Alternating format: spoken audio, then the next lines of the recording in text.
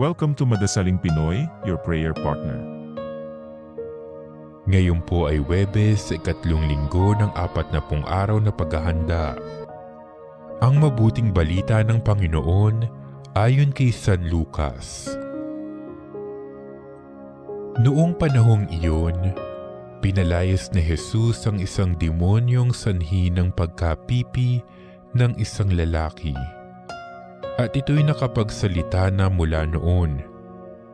Nang gilalas ang mga tao, ngunit may ilan sa kanila ang nagsabi, "Si Beelzebul na prinsipe ng mga demonyo ang nagbigay sa kanya ng kapangyarihang magpalayas ng mga demonyo."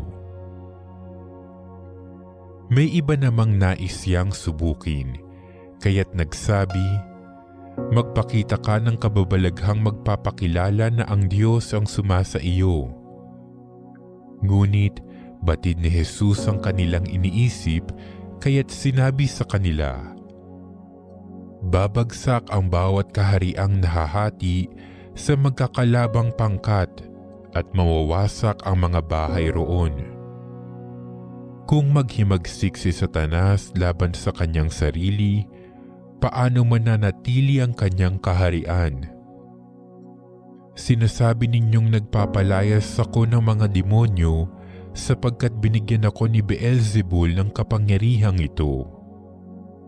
Kung ako'y nagpapalayas ng mga demonyo sa pamamagitan ni Beelzebul, sino naman ang nagbigay ng kapangyarihan sa inyong mga tagasunod na makagawa ng gayon? Sila na rin ang nagpapatunay na maling-mali kayo. Ngayon, kung ako'y nagpapalayas ng mga demonyo sa pamamagitan ng kapangyarihan ng Diyos, nangangahulugang dumating na sa inyo ang paghahari ng Diyos.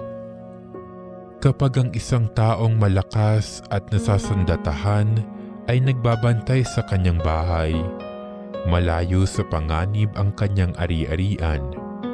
Ngunit kung salakayin siya at talunin ng isang taong higit na malakas, sasamsamin nito ang mga sandatang kanyang inaasahan at ipamamahagi ang ari-ariang inagaw. Ang hindi panig sa akin ay laban sa akin, at nagkakalat ang hindi tumutulong sa aking mag-ipon. Ang mabuting balita ng Panginoon.